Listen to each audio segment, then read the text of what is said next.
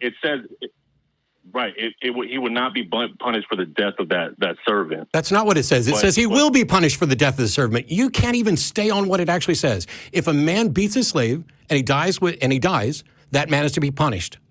If the slave does not die within a day or two, that man is not to be punished because the slave is his property, his money. That's what it says. Right. And that is from God, at least God inspired is what's supposed to be the message here. It is, I swear, I'm not trying to be a dick, Ryan, but it breaks my heart in a serious way for people, anybody, to make excuses for something that they acknowledge plainly is grossly immoral, that has led to the subjugation of people for ages. And I don't have to do shit. You want me to hang up? Well, I'm sitting here talking about... You're on hold. I'm sitting here explaining how I wake up every day, every single day, in a world where the majority of people believe in batshit crazy stuff that is also evil and contributes to the destruction of society. And when I talk to people who believe this, who want to talk about, oh, you're getting it out of context, you're just not considering that, that's fucking bullshit. I read you the verses. When we're not looking at the verses, you don't necessarily get them right, but you agree that this is immoral, that people aren't property, that you shouldn't be allowed to beat them as long as they don't die, that you shouldn't be buying them from the people around you. And yet you are sitting here bending over backwards and accusing me of being disingenuous and taking it out of context in order to make excuses. Why not just acknowledge that book is grossly immoral and you and I are both better than that book? Why is that so hard?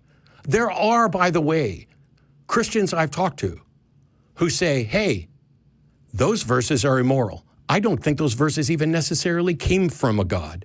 The God I believe in would not do that. The Bible is not de facto perfect. It is the result of men. Why not do that? And then you don't have to embarrass yourself and contribute to a culture that is amplifying immorality and pretending that it's moral, that it's permissible. Why not do that? You're back on, by the way. Okay. Yeah. So I mean, you're right. I did misspeak about the verse, but it's only because I'm trying to get in there, but you just keep jumping back in, and I'm trying to. Okay. I want to explain what's going on because again, context is important. Can I ask you a question before you jump in with Matt, really quick? All right, go ahead, man. Just really quick.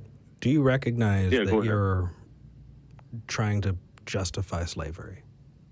Like, is that something that you recognize right now? And you could quibble about definitions, and that's fine, but you do realize you're justifying slavery right now. Though. I mean, you guys keep saying, well, you could say definitions, you could say no. That's bullshit. That's because this was a quick question because you're talking to Matt. I just wanted to ask, do you even recognize it? Okay, slavery. There was slavery back in those days, but in Israel, the whole servant thing is not like the slave trade that was going on back in those days. Now, even though the guy did beat his servant, and if he lives, but he still has to go in front of the judges after that. I mean, as you read in the verses besides that, if he harms his servant, he's to be let go free. I mean, back in those days when somebody was a servant, like when people would be servants for a certain amount of years to pay off a debt. No, Ryan, no. Indentured servitude is already immoral, and slaves didn't necessarily have rights, but that's not what we're talking about here. Let me cut to the chase. Ryan, would you be my slave under the rules established in Exodus 21? If I could be, see, you keep saying slave, but it doesn't say slave; it says servant. Oh my God, Ryan, would you be my servant under the rules of Exodus? No, shut up. Would you be my servant under the rules of Exodus 21? It's a bad idea. Don't do it. Why does this take even half a fucking second? This is the embarrassing thing. I'm gonna let you go, Ryan. I've already hung up because I want you to go and think about this. I'm not joking when I talk about how much This breaks my fucking heart to watch the poison that religion has imbued people with to the point where they will bend over backwards and hem and haw about the easiest question I could ask. Are people property? Can you beat them? Would you be my slave, my servant, if you want to pedantically? It wasn't written in English anyway.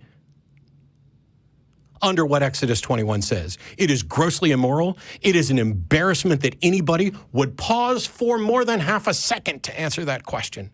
Think about what your religion has done to your head. It is making you a slave to the religion because you no longer have the free will and exercise to say, this is wrong.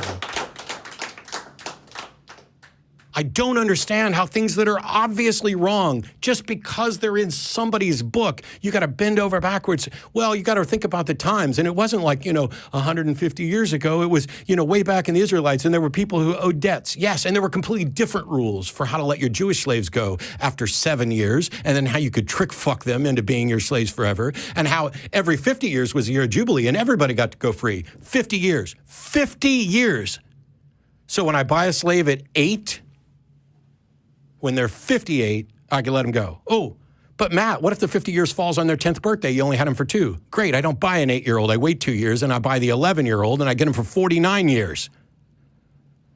There is literally no way to make what that book says about slavery remotely moral. And it's I tell you what, because I talk about this all the time, it's the prime example. It's the one I think is most obvious to people, that most people get. And I trust that Ryan will actually get it too. I don't know what he'll end up doing about it. I don't know what anybody will end up doing about it. But for the people who are like, oh, Matt just keeps harping on slavery. Yes! If you had a book that said it's okay to cut off your daughter's hand, what excuses would you make for that? And I would argue that cutting off somebody's hand is probably less harmful to them overall than maintaining them as a slave that you can beat and punish and sell off and give to your kids as their inheritance. I can live without a hand. I can't live without freedom. I can't live a good, moral, humanist, valuable life without that freedom. And the people who are willing to sacrifice basic freedoms, actually they're not. Because Ryan knows that there's no way he would ever be my servant under Exodus 21. What's actually going on in Ryan's head is, I can't say that because that would be me denying and denouncing the Bible. And my religious beliefs won't allow me to do that. That is the poison that religion imbues the population with, and it has to stop. I would love to never bring up Exodus 21 again forever. If the Christian community and the Jewish community would just get together and say, this is fucking wrong, we're going to at least ignore this passage in Exodus. You also have to ignore the one in Leviticus and the one in Deuteronomy, and the fact that in the New Testament, Jesus never says anything against slavery, and the only thing Paul ever says is slaves obey your masters in the Lord, even the cruel ones, which is the exact wrong thing to say to anybody.